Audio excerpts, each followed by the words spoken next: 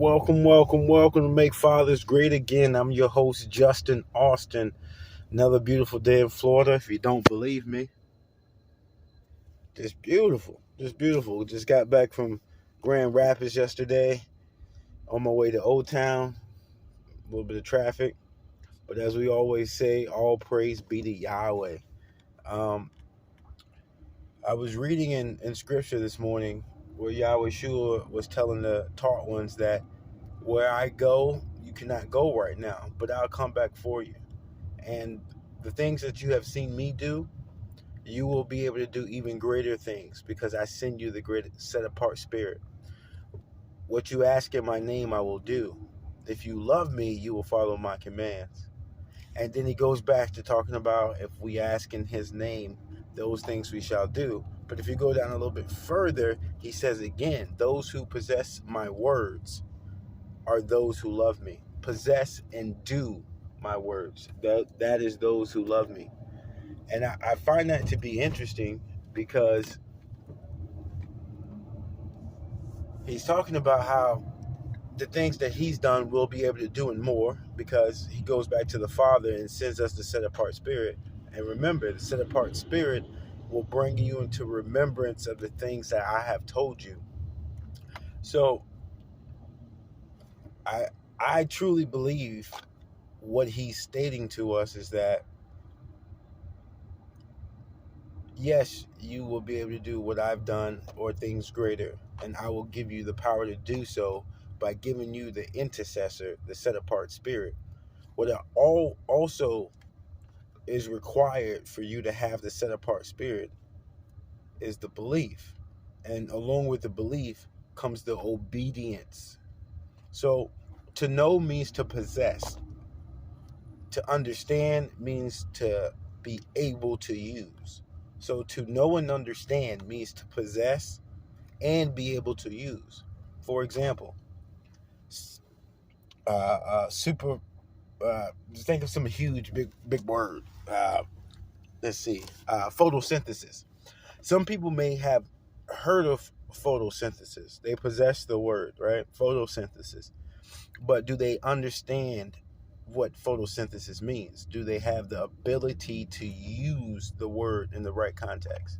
Yesterday, someone used the word duress in conversation with me. And I thought to myself, I've never heard this person use the word duress ever. And I'm like, this is that victim terminology. But I realized that person possessed the word duress. They didn't have the ability to use it because in the sense that they used it incorrectly. But that's neither here nor there. This is an example of knowing and understanding, possessing and being able to use. There is a difference. And those who possess my word and do it and use it are able to apply it. So we must know and possess the words of Yahweh Shua, which the set apart spirit brings us into remembrance. It's amazing. How many times have you been stopped by that thing being the set apart spirit that stopped you and corrected you before you made a step, or maybe directly after you made a misstep? We are able to ask Yahweh Shua for anything,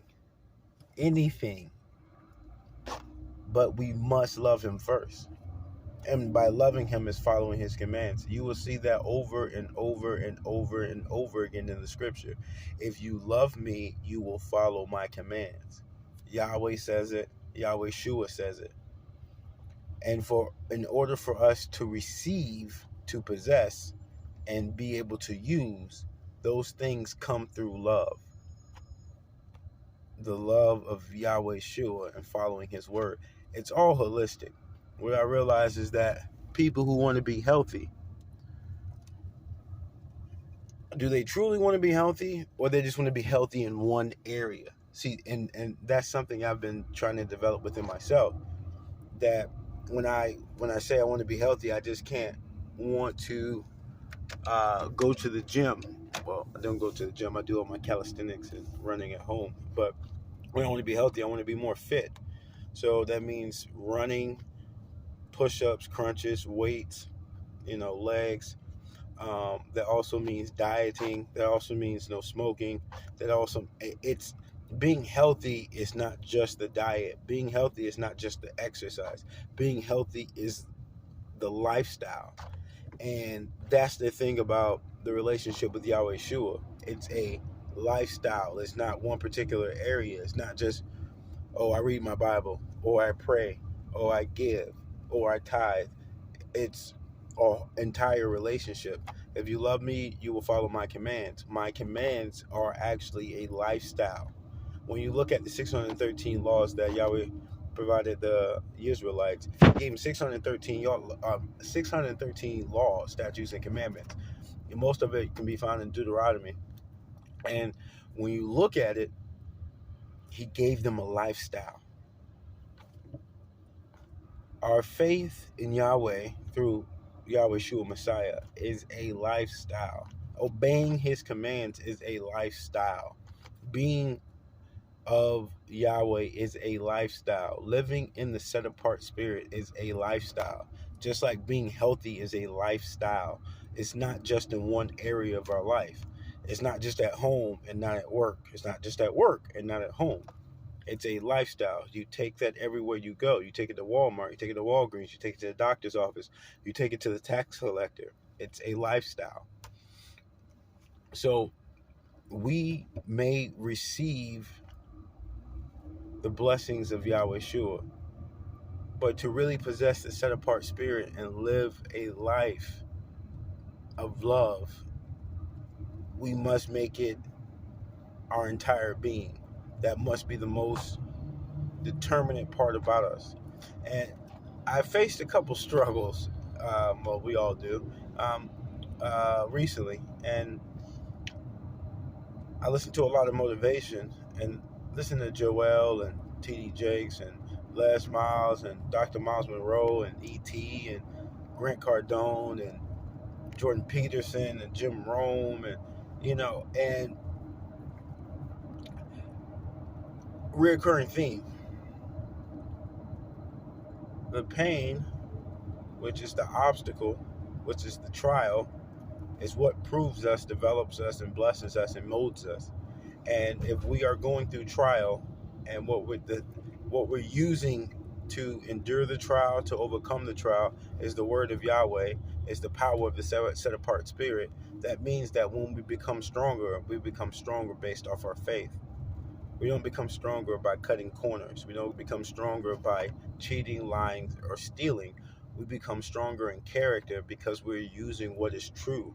Yahweh Shua says, I am the way, the truth, and the life. Do you know the way to go where I'm going? Because I've shown you the way, I've given you the way, and I am the way. And that was super deep to me, because that's what the disciple says. He says, where I go, you cannot go right now, but later on you may go. And then one of the taught ones says to him, Yahweh Shua, Master, how do we go where you go? How do we know the way you go? And he said, you do know the way because I am the way. So with these struggles that I've encountered recently, they tend to come off as a distraction, right? But it's not really a distraction. It's really a part of the test and the development. So when I faced said obstacle, whatever that obstacle was, when I faced the obstacle, it wasn't a distraction from my purpose or anything. It was a part of my purpose. And it wasn't a distraction. It was the obstacle needed to go one step further in my faith and my development. That is a perspective that is hard to hold on to when you're in the thick of a trial, when you're going through something, whether it be small or big, to realize that this is not some random situation. This is not a coincidence. This is part of the path of development. And I realized my thought process is not always alert to the fact that I'm going through a trial. My human weakness will tell me that I'm just irritated. I'm mad. This is wrong. This goes against the expectations set forth. This goes against logic and reason. That is usually my initial response. This is stupid. This is crazy. What the heck is this? Why is this happening? Whatever. And then if I take that moment and listen to the set apart spirit, it tells me this is no coincidence. This is not irritation. This is growth. This is not pain. This is development. It's not a distraction. This is a character boost, because as James tells us in James 1, that these are the things that build us. Rejoice when you go through trial, because trial proves endurance. Endurance makes us whole. When we're able to bear up under pressure, stress, or whatever the case may be, that is where we're coming complete. During my 18-hour drive yesterday from Grand Rapids, Michigan down to Tampa, Florida, I used it as an opportunity to think personally, spiritually, and professionally. And one of the things that did come across was that my desire is to become a complete person. And YAHWEH is the one who completes men. YAHWEH is who puts the great in men. YAHWEH is the one who puts the great in fathers. So I desire to be a complete man. And I know that that will only occur through faith and obedience to YAHWEH Messiah. So I encourage you guys to do so as well, knowing that all the things that you desire in this life that are good come from Yahweh, and that we can endure any trial, overcome any trial, because of what he has given us. And the trial is not the problem. The trial is the opportunity. And I'll leave you with this. And I believe the Chinese culture, a crisis actually means an opportunity. I believe I learned this from Miles Monroe, Dr. Miles Monroe, that in their culture, crisis means opportunity. Problem in our culture, kingdom culture, problem, trial, tribulation, all that means is development. Pain, opportunity for growth. Words have power. Let's be mindful that when we face a trial, we're facing an opportunity to develop. Not to be destroyed, but to be developed. So let's grow today in our faith. Let's be even more obedient. Let's seek to be a complete child of the kingdom. Let's seek citizenship in the kingdom. Let's respect and obey his authority. Let's be conscious that this world is not a coincidence. It's under his will. And the thing that will get you there is what he speaks on so much. And it's not in the King James Version, not the wording.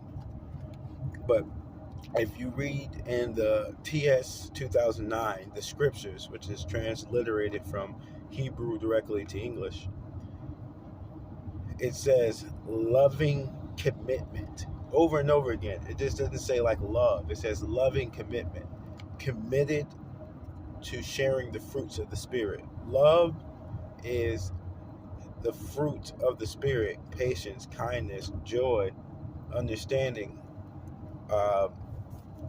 long suffering, many things, but the fruits of the Spirit. So let's be committed to sharing the fruits of the Spirit. Loving commitment. If we are lovingly committed, I promise you, it's almost impossible to fail.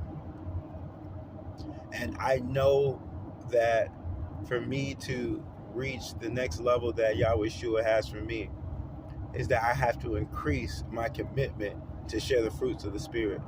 Not when it's comfortable, not when it's convenient, not when I feel like it, but at all times.